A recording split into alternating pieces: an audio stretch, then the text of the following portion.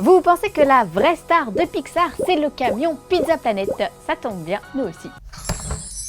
Marvel et DC, c'est bien joli, mais faudrait pas oublier Pixar quand même. Car oui, Coco a déboulé dans nos salles la semaine dernière et depuis, tout le monde crie.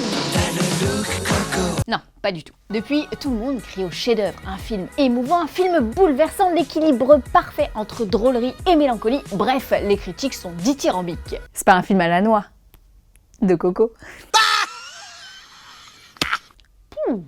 Certains disent que c'est même le meilleur Pixar. Bon, en même temps, à chaque fois qu'un Pixar sort, on dit que c'est le meilleur.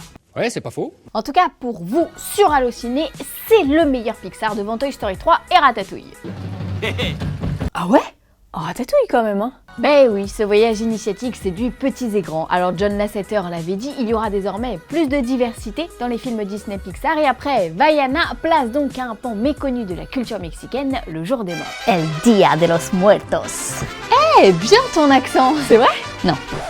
Et donc le film fait un carton partout dans le monde, à commencer par le Mexique. Logique. Et sinon, tu savais que Coco c'était le dernier film original de Disney Pixar? Quoi? Mais comment ça le dernier? Bah maintenant ils font plus que des suites. Mais non. Ma que si. Bon allez, on arrête avec l'espagnol, surtout que là c'est d'italien, hein. Tout ça pour dire que jusqu'en 2019, il y aura que des suites. Oh, tu m'as fait peur. Quand même, hein, ça fait long, hein. On sait qu'ils nous préparent Suburban Fantasy World, l'histoire de deux elfes qui vont pouvoir renouer avec leur père décédé grâce à la magie. C'est signé Dan Scallon, le papa de Monster Academy, mais alors pour la date de sortie, c'est remis au calendrier grec. D'ici là, que des suites donc, hein, et ça démarrera en février avec Les Mondes de Ralph 2 côté Disney. Votre nom? Lara Croft. Votre nom? Ralph Lacasse. Alors pour l'instant on ne sait pas grand chose, hein, si ce n'est que le film va s'intituler Ralph 2.0, qu'il va se balader sur internet et qu'il va accueillir le temps d'une scène tout plein de princesses Disney. Ensuite on enchaîne avec Toy Story 4 côté Pixar. De nouveaux joueurs. Ah c'est bon ça.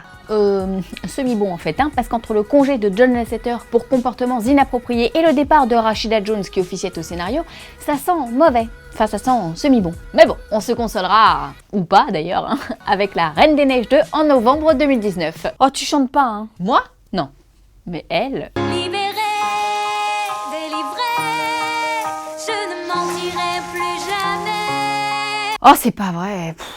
Bon, et en 2018, pas de Pixar en 2018? Si, mais je gardais le meilleur pour la fin. En 2018, on a rendez-vous avec Jack Jack.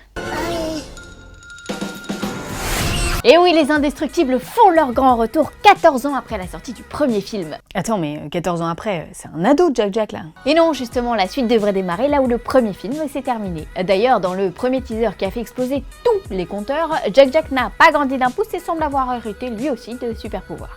Tu as des pouvoirs. Bien joué, bébé.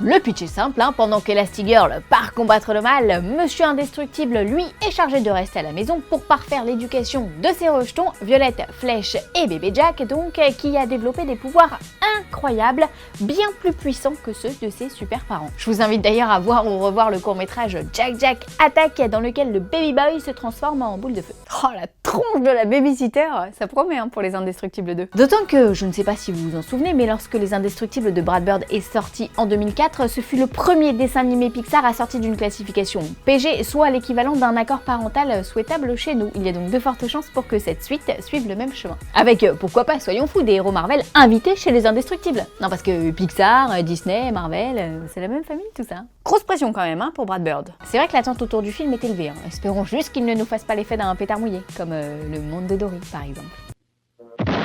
Ou Cars 2.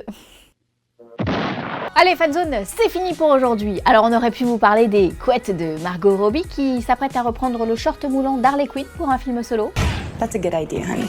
On aurait pu vous parler de Dwayne Johnson qui nous promet de grosses surprises et de grandes stars pour le spin-off de Fast and Furious. Et on aurait pu vous parler du teaser apocalyptique de Jurassic World 2. Courez! Mais en fait, non. On se retrouve la semaine prochaine avec le plein d'actu. Salut! Tu tournes pas là? Si. Putain, merde. Ma que si. Bon, on arrive. Très bien. Oh putain. Je pense qu'il va avoir du mal à passer celle-là. Pero no. Mais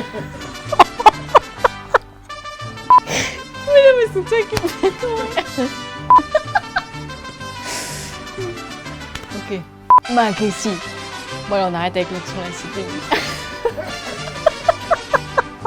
C'est parce que je pleure maintenant.